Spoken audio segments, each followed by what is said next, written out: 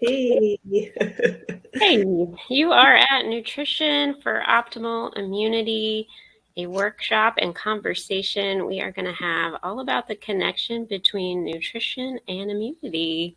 So glad that you are here. While everybody gets in the room, I want you to feel free to say hello to us in the chat. Let us know, what are you having for lunch today, or what are you hoping to get out of our presentation today?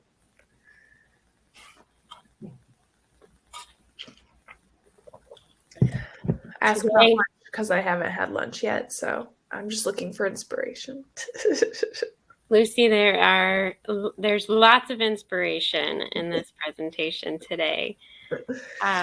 It's unique to us because a lot of times we're focused on the behavior change aspect, and today is really all about the food and the recipes.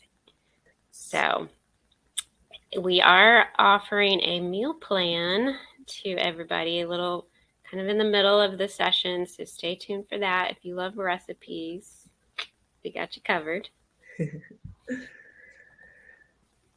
Awesome.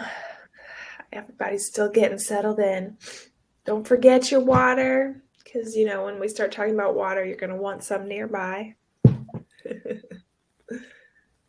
Nope, haven't missed anything yet, Mama Kathy. We're just getting rolling. But on that note, we could probably dive in, find out, what are we going to learn about today? Absolutely. Well, most of you know us, but we are Lucy and Kristen of Well Balanced Nutrition. We're registered dietitians. And hey, guys. Ooh, butternut squash and pear soup with sourdough bread. Can you bring us that so we can all enjoy it? That sounds amazing. What a yummy lunch. Yes. Awesome. Well, today we're going to talk about the connection between nutrition and immunity, the key to a resilient immune system, nutrients that support optimal immunity, and then hopefully we'll give you some recipes that'll help you gain confidence in preparing foods that can boost immunity. So I'd like to start with a story today about, I had this fun little debate / conversation I had with my husband. He is a pulmonary critical care physician at the local teaching hospital here at Wake Baptist. And so I'll brag on him, a real smart guy. But we were talking about nutrition and immunity, and that I was working on this upcoming workshop. And I was like, what do you think? And, vitamin D is hot right now. And he just kind of shook his head. And we got started in just the different aspects of nutrition and immunity. And what he always goes to is, just show me the research, Kristen. Just show me the research. And the bottom line is that there's a lot of research out there looking at nutrition and immunity in several different aspects.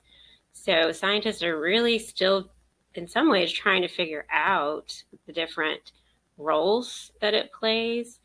And what my husband was really poking me about is that there's not enough solid research that says this supplement or this vitamin affects the outcome.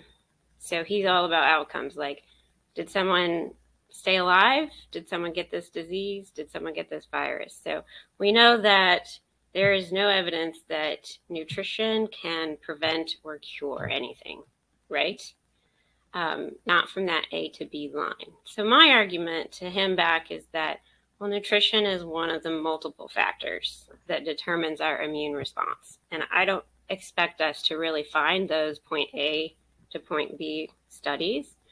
But we know that good nutrition is important in supporting the immune response because of all the roles that you'll see nutrition plays.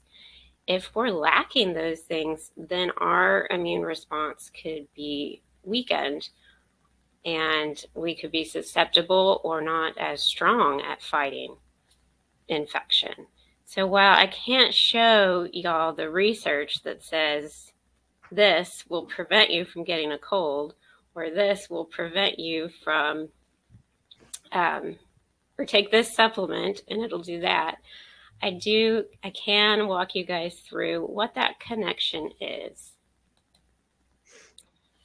And we know that just adequate micronutrient intake from real nourishing food sources is going to be essential to both prevent and aid in the recovery of infection. And just in case anybody's out there wondering what's micronutrient status, and where does that fit in? Well, a lot of people are probably familiar with the macros. We even did a webinar at the beginning of this year all about, should I be macro counting? And so macros are kind of those bigger nutrients, right? So that's going to be our carbs and our fats and our proteins. And then the micronutrients are all the other nutrients that are in our foods, some of which they haven't even identified yet. So we've got the vitamins and the minerals and the phytochemicals and the other nutrients that we're going to touch on today that they have found that connection that Kristen's talking about. And so that's really where your nutrition can help boost your immunity. It's not necessarily in like, oh, you have to eat this many carbs or this much protein. It's going to be more in those micronutrients. Exactly. And each stage of the body's immune response relies on the presence of these different micronutrients that we're going to talk about today. Some that, you are very common and you'll recognize for sure. So it's going to be a very food-first approach to boosting our immune system, but we will touch on some things like supplements and other lifestyle factors that can play a role. So my story just goes to show that, nutrition can help us build resiliency. It doesn't mean that we're not going to get sick or that that's not a possibility if we eat really well, but when we practice certain things in nutrition and lifestyle, it can allow our body to remain in a better state of health and recover more quickly if we do have exposure to a virus. It's really not if we're exposed, when we're exposed, and how our body is able to fight back. Amen. And it doesn't, and I will say, disclaimer, the things that we talk about will not be like a short-term fix. They're things that it's never too late to start, but the effects are in the long term. If you make this into a pattern or a habit, it's going to really build up that resiliency for you. And the key to resiliency is actually in our gut. So you've probably heard about gut health. It's a very popular thing that we have all of these microbes that inhabit our intestines. It's a very complex process or system, and it affects our normal physiology and the likelihood of getting sick. So the key to resiliency really starts in our gut. It does. So that's a great place to, I think, find out. Well, we're going to talk about what are some great ways to help feed a healthy microbiome. And we're curious, before we jump in, how much of those foods are you all eating? So some of these foods that fuel a healthy microbiome are fermented foods. And so Kristen created a poll, and we would love to know how many of these are you guys already eating? Also, just while she gets that rolling, in the spirit of full disclosure, I am currently fighting a head cold. So no matter how many fruits and vegetables you eat, it's not that guarantee. Like Kristen said, it's not going to prevent you from getting sick. But the goal is to just help, as she said, building that resiliency and giving your body a best, like we'll say, fighting chance that it has to help fight off infection. I've noticed, even though we get the 1 or 2 normal colds a year, it seems like they're not as long because we're doing the quote right things and just trying to fuel our bodies, and then also just knowing like we're going to have to be really gentle with ourselves, because even if you've been eating super well and you still catch the crud, then that's just going to happen because we're human. So it's a little split. I'm going to end the poll, but 33% say rarely, 33% say daily, and then some are monthly and some are weekly. Nice. Awesome. Cool. So in terms of what's in these, well, probiotics. Probiotics are these the live microorganisms, and when we consume enough of them, then they can help to just boost that immune response. It is fascinating the amount of research that's coming out about how much of our immune system lives in our guts. So by finding some of these probiotic foods that you like, then it's just going to give you that much more fuel for the healthy microbiome. And, some of these are more like, I guess I would say, acquired taste. And that's something that, which, Kristen's point is, we've got some ways to help you start incorporating these if they're not already a part of your diet. I'm curious, in the comment section, kombucha is so much more of a like widely known product now.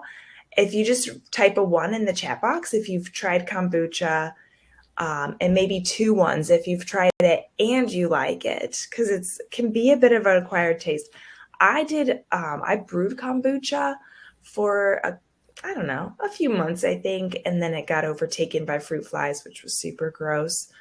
But it was so fun because I started doing kombucha. Sometimes it's like, instead of wine, I'm just gonna have kombucha. Awesome. Look at that. We've got lots of kombucha lovers out there. Nice. Excellent. Cool. Yeah, so I love how that's just really picked up with the popularity this day and age. And it's interesting, Kristen didn't put down, and I'm curious because I haven't looked at the research, but like sourdough is made with fermented dough, but then does the healthy probiotics get baked out if you end up heating it up? Yeah, usually heating can kill probiotics, but I'm not sure on the research behind. I haven't looked at any of that, but I did look some years ago that if you freeze your yogurt just to make it a different texture, that also will probably kill a lot of the good bacteria. And that unpasteurized pickled vegetables, like I know there's sauerkraut that you can maybe find in the aisle. Yeah. And because that's been pasteurized, it's heated and the live microorganisms are killed off with that. Right. Same with the pickles in the jar. Like, not to say there's anything wrong with those, but jarred pickles aren't going to have those same benefits. Lucy, what about prebiotics? Oh, wait. Prebiotics. The way that, these are the ideas like we've just talked about. Yeah, sorry. So, no, fine. I like the idea of kombucha as like a mocktail or to replace an afternoon coffee or something. Mm-hmm. I give that as a suggestion a lot if maybe you're wanting to cut back on the wine intake or the beer intake. It's become just a habit that doesn't serve you. Maybe something bubbly like kombucha could be fun to have every now and then. And let's see, what else did I have? I have yogurt quite a bit. as my probiotic. But even if you don't like it as like a parfait or by itself, maybe you could incorporate a plain Greek yogurt in place of sour cream, like as a topping for your taco night, or you can make it into a dip, which you'll see in just a minute.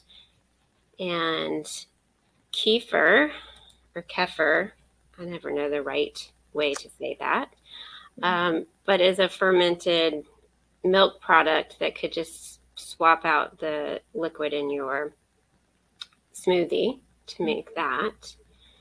And then lots of like miso Asian dishes are good for flavor and those probiotics there. Yes. So this, mentioned dip. This is a tzatziki dip, and it's made with Greek yogurt, some lemon, dill, garlic, and then you dip some cucumbers or fresh vegetables in it. And there you go. You've got a fun different way to enjoy yogurt. And then this 4-ingredient miso glazed salmon is another way to incorporate it. Doesn't that look delicious? Yes, I didn't know there was such thing as chickpea miso. I thought it was all with soy. This just blew my mind. I have yet to find that in the store. Oh, yeah. But I also don't shop at Whole Foods. Maybe it could be there. Right. Yeah. Okay, now what about prebiotics? What about those prebiotics? So my understanding of prebiotics is that they are the fuel for the probiotics. So the probiotics are those happy bacteria, and we need to feed those. So that's what the prebiotics are often doing. So if anybody's ever heard of or familiar with the low FODMAP diet, then you might already know about some of these foods because they actually tend to the FODMAPs. It's a specific kind of what's that called? Carbohydrate. And those types of fibers are what can feed the probiotics. So incorporating these with the probiotics is a great idea. I don't think you have to eat them at the same time. It's just making sure that both exist in your diet. Anything else I'm missing about those?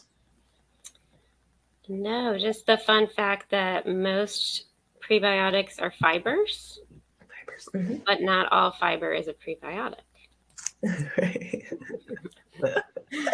Just a fun fact for you. So fun. Write that one down, guys. So incorporating prebiotics could look like this skillet cranberry leek chicken. I think it's really suitable this time of year. Put 2 in the chat box if you've ever cooked with leek. Because I hadn't until, 4 or 5 years ago, and it was kind of an adventure going to the store. What the heck is a leek? Where did I get this leek from? But it's a giant onion-looking thing, this bulb here. Okay, Greg's done something with leek. Okay, good. You guys have worked with leeks before. And you have to kind of rinse them and soak them really well because you can get dirt in those layers. So, but don't be afraid to try leeks. That would be a fun cooking adventure. And they're kind of like oniony and licoricey, right? Mm-hmm.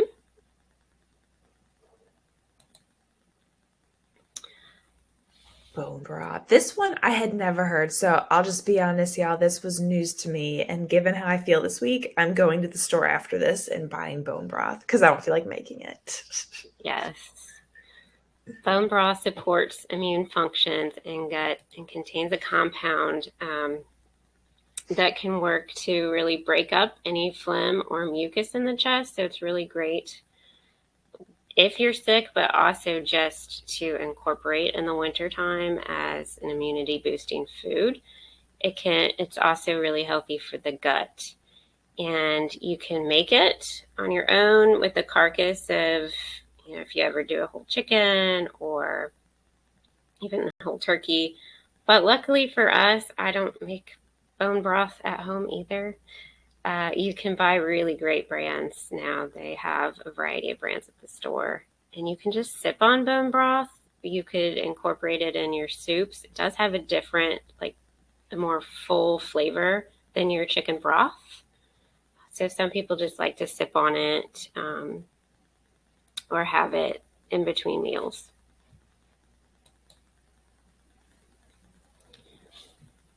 Right. Yeah. Of course, the dietitians are going to tell you to eat more fruits and vegetables.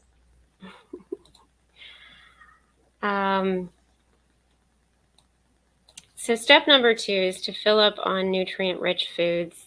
And we talked about micronutrients at the beginning, and these are your micronutrients.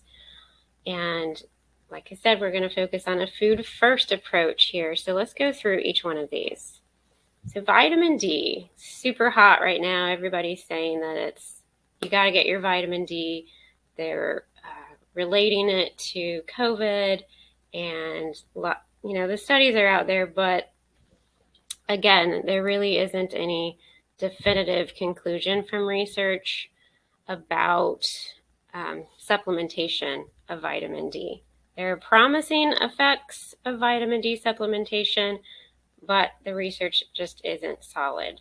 And we've looked at upper respiratory tract infections, hepatitis C, and tuberculosis and their relationship to vitamin D. It does play a really important role in that vitamin D in our bodies will stimulate several antimicrobial immune responses. So basically, it really helps enhance our body's ability to fight the invading bacteria or viruses or fungi. So give yourself a fighting chance with vitamin D. You can get vitamin D in wild-caught fish, like salmon. You can get it in pasteurized eggs. If anybody is brave, like my mother-in-law, to eat beef liver, and actually from some mushrooms. It is impossible to get all of our vitamin D from food. Sunshine is really important to help our bodies produce vitamin D. And supplementation, although there's no definitive research, I do think supplementation is necessary for most people. Vitamin C. This is a common one, right? When you think of getting sick and preventing getting sick, you think, oh, I got to drink my orange juice for my vitamin C. Or there's lots of powders out there that is just loaded with vitamin C. So it's widely recognized as a powerful antioxidant, and we know that it supports our immune system. And a fun fact is, if you want instead of the powder version of the vitamin C, if you want a whole foods way to get a really big vitamin C boost, you can look for Arceli cherries, or Cerola cherries, sorry. And they're actually not a cherry, but they're cherry-like. And put in the chat box for me if you shop at Trader Joe's. Just type in a TJ for Trader Joe's. They have a cool puree made from these cherries, and you can add them to your smoothie. So a fun, natural boost of vitamin C that you can include this winter. Nice. But you can get vitamin C from having a really colorful plate. I'm sure that's not a new thing you've heard, right? Eat the rainbow. Bell peppers, citrus fruits, berries, broccoli, Brussels sprouts, and leafy greens. All are ways to get your vitamin C in.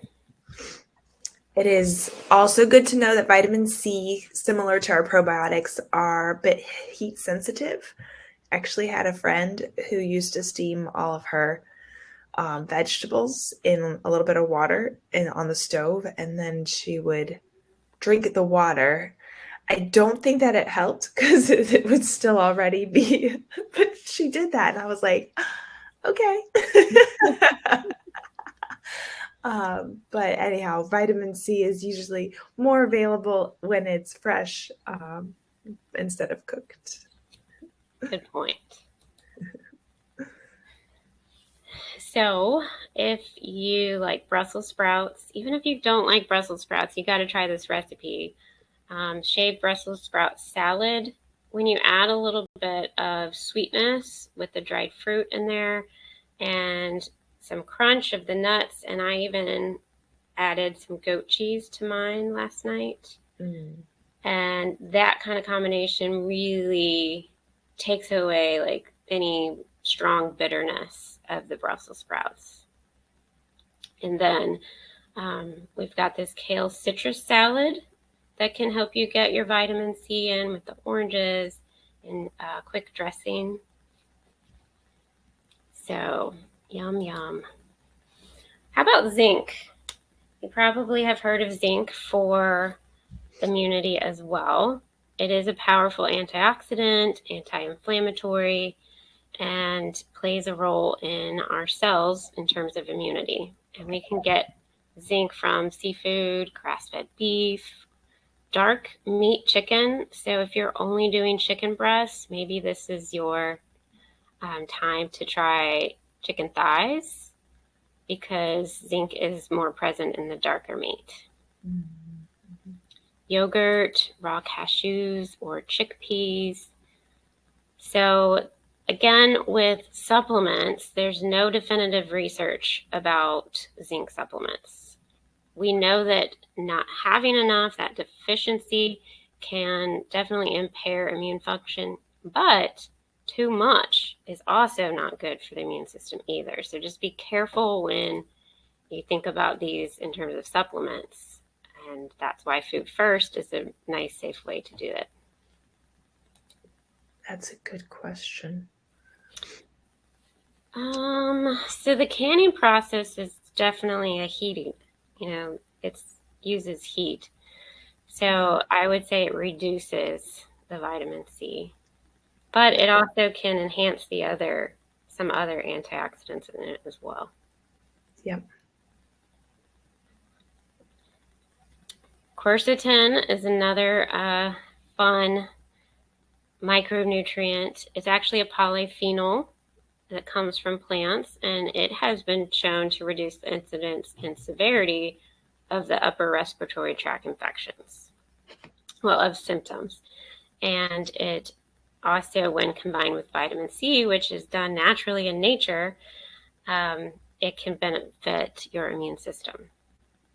So, for instance, tomatoes have both of those. Your oranges, colorful fruits, your apples, your berries, again, your broccoli and Brussels sprouts, capers. If anybody likes capers, those are actually the highest concentrated source of quercetin. Huh. I don't like them. Do you like them? I don't. I'll eat them a little bit, with your lox and the cream cheese, but it's not really my thing. I'd rather have pickles. Okay, so before you move on real quick, what's exciting about a polyphenol? Why would anybody care about that? Well, a polyphenol is like an antioxidant. We've all heard of antioxidants, and those can really help our bodies.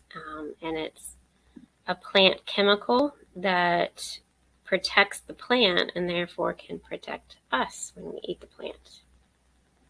Nice. Thanks. So these are my two favorite recipes ever. And I actually am having the one on the right for lunch today.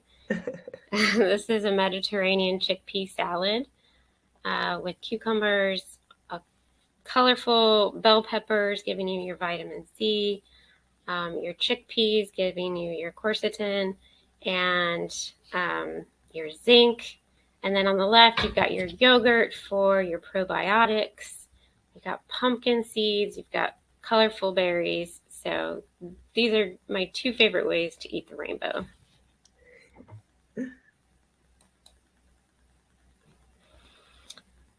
All right. I have a question for y'all. I'm going to open another poll. I talk about seeds a lot. And for some people, and the American diet, the standard American diet really doesn't incorporate seeds much. And so I get a little bit of a blank stare sometimes when I ask people about seeds, like, seeds? You want me to eat seeds? It depends who you're talking to, right? It does. But today, hopefully, if you're choosing the rare or never, I can give you some ideas and why you would want to incorporate those seeds.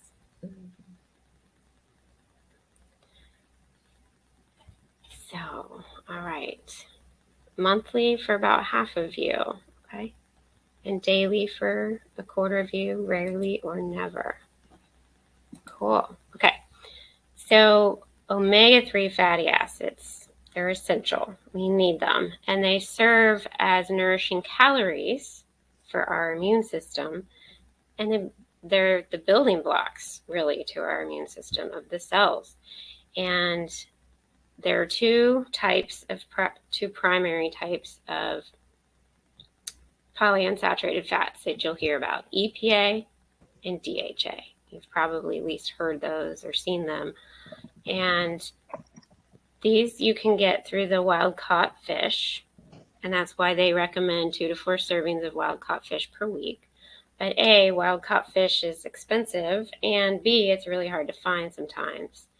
So plant-based sources can act as a precursor in our bodies to this EPA and DHA.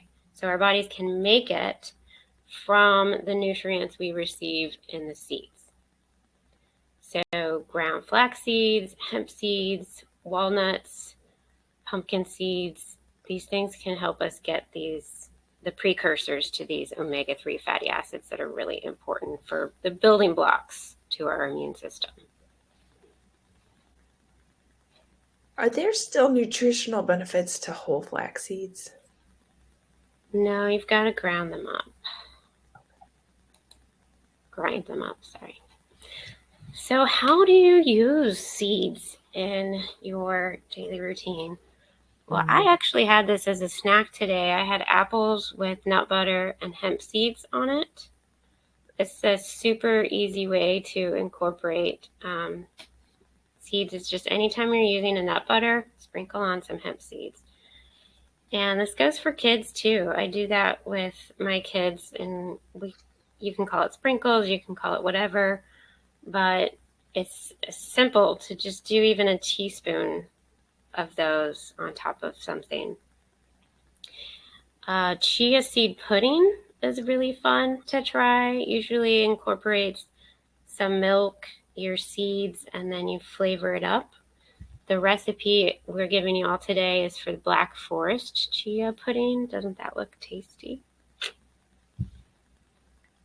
It does. And I don't even like chia. So chia seeds, they can be hit or miss for some people. And probably I would say chia seeds are the most popular ones. Oh, you have the pudding all the time. That's good. That's awesome. Good, Katie. They're harder to just sprinkle on something because they expand, they can get caught in your teeth. They've got a different texture. So the puddings might be something good to try because they'll gel up, and then you can blend them in with the other things. If you don't like the texture of it like this, you can also put them through the blender and you have a smoother consistency with your puddings. And then you saw the yogurt that I did with the pumpkin seeds on top. Pumpkin seeds are great on top of yogurt, on top of a salad, on top of Brussels sprout salad. So they're just great. Nuts and seeds can be great toppers. Yeah. Ooh, eat flavorful food. Tip number 3. All right, we're on to strategy number 3 for boosting your immune system through whole foods. And how do y'all flavor your food? Do you guys just use salt and pepper? What do you do? Oh, that's cool. a mix of flax seeds, pumpkin seeds, and walnuts. I love that. Nice, Lisa. There is a great blend at Trader Joe's that I think the 3-seed blend that Isabella told me about. Oh, nice. Isabella's our new dietitian. All right. So how do you flavor your food? How about garlic or ginger? Does anybody use ginger to flavor food? Yes, you like ginger? I love it. I put it in my oatmeal in the morning. Oh, with what else? Carrot ginger oatmeal. It's really good.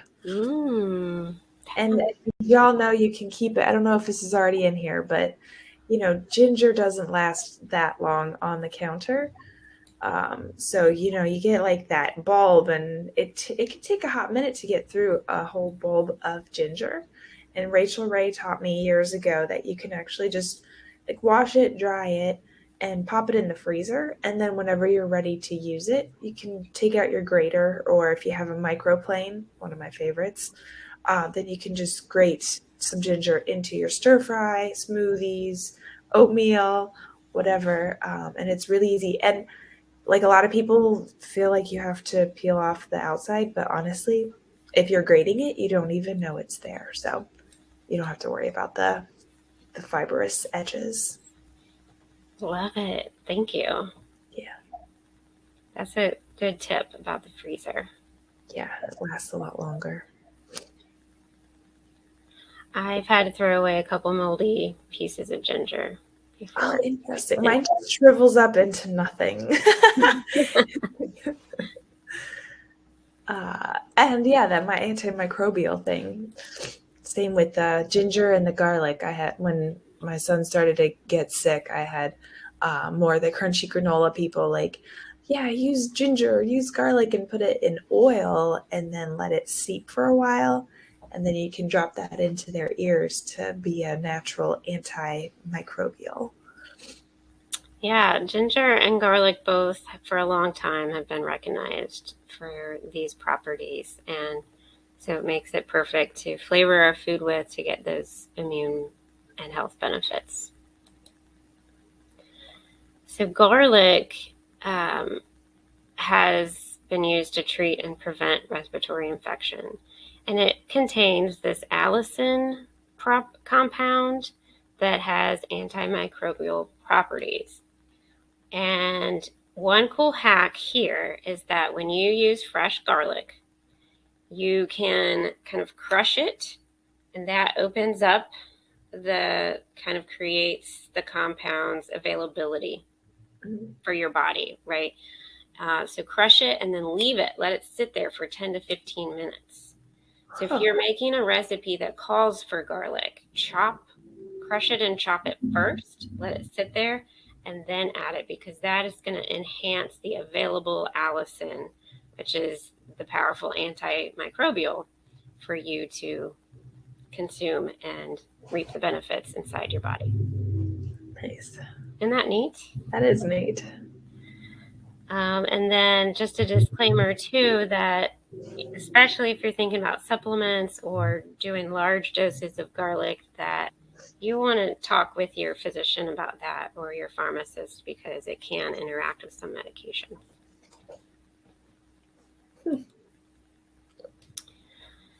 So who said they grow? Oh, Teresa said she grows herbs. Yeah, she has a few herbs at home. So herbs are a great way to include both flavor and health properties that we don't really think about. Herbs have a ton of these benefits, just like the garlic and the ginger, that we can incorporate. So thyme, oregano, lemon balm, sage. Flavor up your food with these. Bring them home from the grocery store, because not only are they going to add flavor, but they're going to give you that nutrient boost. And then adaptogens. If you've not heard of adaptogens, these are basically things found in nature that can, when we consume them on a regular basis, really help our stress response. It can strengthen that stress response. So when our body experiences stress from emotions, from the environment, we have this response to it, and the adaptogens can really help strengthen that, a lot like the resiliency we were talking about with the immune system.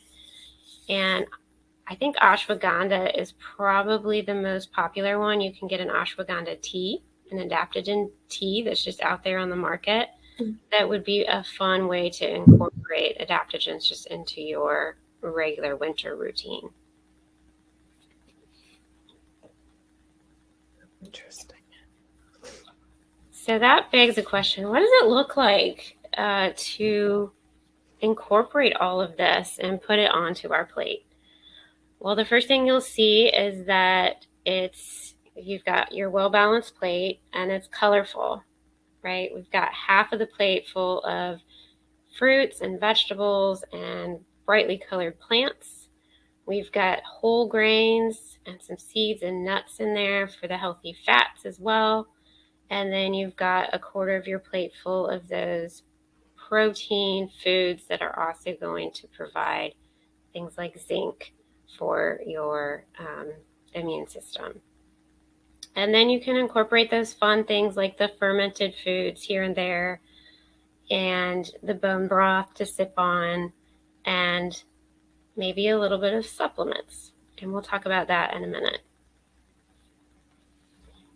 Do you have any comments on the garlic in the jar, Kristen? I use it for convenience, but I really don't know if it's going to provide the exact same health benefits as fresh would. That was my suspicion as well. I mean, I have to imagine that it's not going to be all there. And usually they're in oil, but it's probably going to oxidize a little bit, and who knows? They haven't researched it. And then, all right, so if you guys have been waiting for this 2-day meal plan, it is all yours. I am going to share that, make it available for you right now to download. But so what this looks like in just a couple days, like let's say this weekend, this is what you eat to support your immune system. You can start your day with apple cinnamon overnight oats. You can have a miso power bowl at lunch. Enjoy some yogurt dip and cucumber chips, and maybe some chia pudding for your snacks. And then you have a nice dinner of salmon, your miso salmon, and ginger, lime, kale. See how all of those components come together, and really going to, if you do this in the long term, you're really going to grow the resiliency of your immune system. The next day, maybe you could start with my favorite breakfast, yogurt, fruit, and pumpkin seeds. Then you have chicken and wild rice harvest bowl for lunch. You have those pears or apples with almond butter and hemp seeds. Then for dinner, you've got that skillet cranberry leek meal and a kale and citrus salad with that shaved Brussels sprout, delicious shaved salad on the side. I had that last night or 2 nights ago. Oh, so good. So good. So, yum.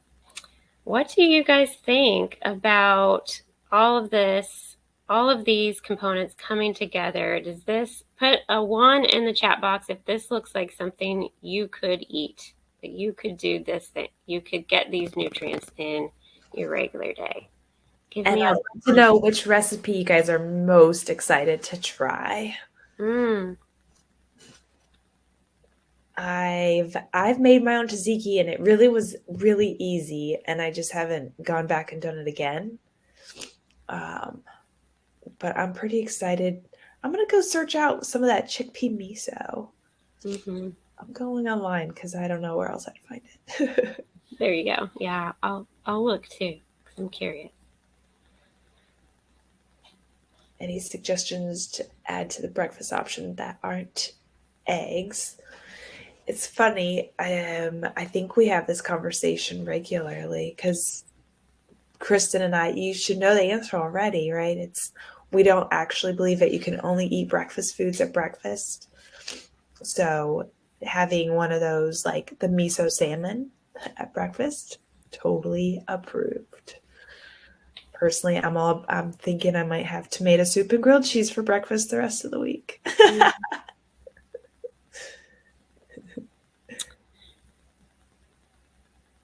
Teresa's excited about the shaved Brussels sprout salad, and I know she's going to try it.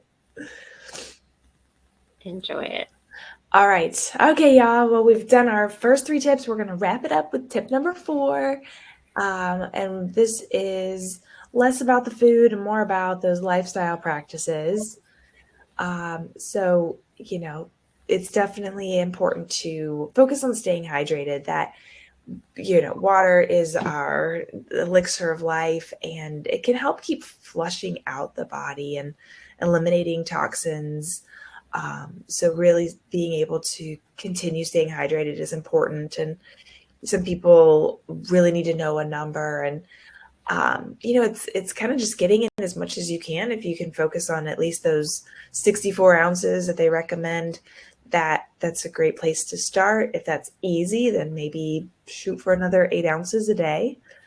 But that way you're just going to give your body as much of that hydration that it needs.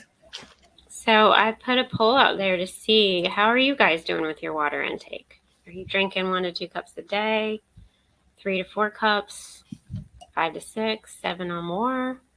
I find sometimes in the winter I slow down on my water intake because I don't want to drink ice cold water when I'm cold. Yes, and then some people are like, well, what about tea? And I'm fine with that. If you drink a bottle of water and then you have a couple cups of tea in the afternoon, that's great. That still counts. You're still staying hydrated. It's mostly water, especially if you choose more of those herbal teas. Mm-hmm. And green tea is really helpful for the immune system as well. Yeah. Good. So about 40% are getting 7 or more cups of water a day. Good for y'all. All right, we don't have a poll on this, but man, sleep is super important. I was fighting this cold like a champ, but after 2 weeks of just solid sleep deprivation, getting up at 2 o'clock in the morning with my son, pretty much I stopped winning the battle. So being able to focus on that good sleep, it's going to bed a little bit earlier and being okay with maybe not having as much fun for a few days, because it's like, all right, really just need to get lots of rest. This one was interesting, the deep breathing. It makes a lot of sense if you think about it, like our stress response and the immune response, and just how our body, when it can relax more, and we're not in that fight or flight mode, then when we go into that stress space, our body shuts down a lot of the immune system, because it's like, I don't have time for that. I need to be ready to run or fight or something. So turning to some of those more relaxation tools and techniques, especially as we get to the holiday season. I don't know if you all heard, but Thanksgiving is next week. Woo! So I think it's just really that much more important, is this time of year can feel a little more stressful, even if it's the good kind of stress, that can still start to suppress some of that immune system response. So just continuing to turn to whatever it is that helps you with rest and relaxation, some deep breathing exercises, journaling, meditation, prayer, nice nature walks where you're just kind of in the moment and enjoying all the colorful trees. That's important as well. And then physical activity. I am curious if Kristen found out, because I asked her. So we know that just regular exercise, right, that's going to help promote the healthy overall system. But then when you're already feeling low, I don't know. Is it like, hey, maybe you just need to go and sit down for a while? Yeah, I didn't see any research on it, but I know that extreme exercise, if you're sick or even if you're not, can actually affect in a negative way your immune system. And, your immune system is taking up a lot of energy and calories when it's trying to fight off a cold or whatever it is. So you just have to be careful. Like, for instance, right now, you probably maybe have a hard time eating because you're stuffed up, right? And food doesn't sound as appealing. So maybe a nice gentle walk in the woods will help you relax, but I wouldn't go and do something that demands a lot of your energy while your body is trying to fight off that cold, especially if you're not able to nourish yourself completely during that time. That's good. I should probably sit out of Zumba. Good to know. Thanks. Yeah. So that leaves us with supplements. What about supplements? Well, I asked my co-host of the Health Geeks Book Club podcast because she is an ambassador for Shaklee. So I said, show me your immune supplements because I was curious. We use full script when we prescribe supplements in certain cases. So I wanted to see what Shaklee had to offer, and there's a variety of products, but I was really impressed with this one so much that I wanted to share it with you, especially if you're just finding that you can't get the foods that we talked about in. This triple defense drink has everything in it almost that we just talked about. Vitamin C and D, zinc. It has adaptogens, elderberry, and it has, I can't remember what else it has, but you put it into a hot or cold beverage and enjoy it. So triple defense boost, I thought that was a pretty cool supplement that's going to get you all of those things. Let's say you just aren't able to get that colorful plate like you want, or you tend to eat the same things over and over pretty regularly and you're not getting that variety, then maybe a supplement like this could really help you, especially in the times that you feel you're going to be exposed more to getting sick. Mm-hmm. Mm-hmm. The other supplement that I think would be beneficial is a probiotic blend. This particular blend I recommend a lot because it has the common lactobacillus and bifidobacterium that have been studied quite a bit. And the things that you could get from those probiotic foods, but like Kathy mentioned even that, she only likes the yogurt and she can't really stomach the other things. So if you're not really able to find those things you enjoy, then that might be a time to consider a supplement. And then if you're not doing like a multivitamin, that could be another way to just ensure that you're getting all of the things that you need, especially if you feel like you can't hit all the marks that we talked about today. So food first, supplements can play a role as necessary. And that brings us to the end. We will be happy to help with a one-on-one session to talk about personalized nutrition recommendations. But otherwise, we'll be here to answer any questions, and we're really grateful you chose to hang out with us and talk with us about nutrition and immunity. Yes. And we'd love to know what you're going to include from all of these wonderful recipes and tips. We know Teresa said she's going to try that Brussels sprout salad. Anything else y'all are looking to incorporate for your winter wellness? I'm thinking a probiotic would be a good addition. I'm thinking I need to drink some more bone broth. It's been a long time since I've had any. Yeah.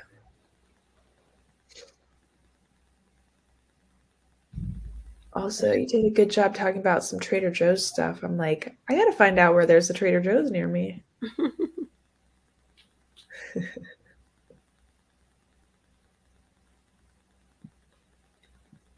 All right. Well, I think everybody's eating their lunch right now.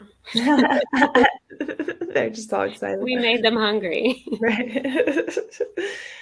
Good deal. Oh, Teresa's gonna go find some hemp seeds. Good deal.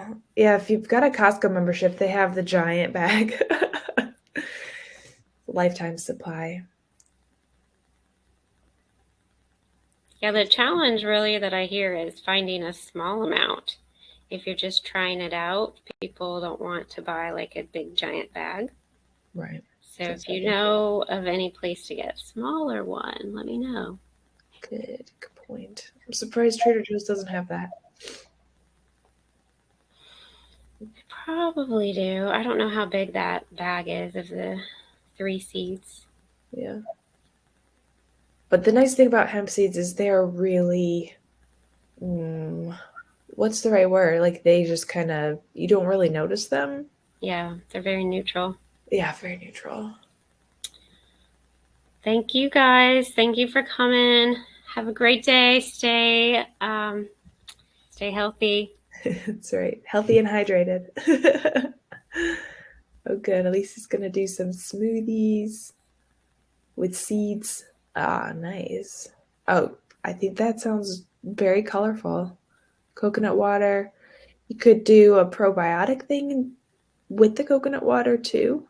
But coconut water is a good source of electrolytes, also helpful for hydration. Mm-hmm. That sounds great. Yeah, I just would say the only thing maybe missing from that is enough protein. Mm-hmm.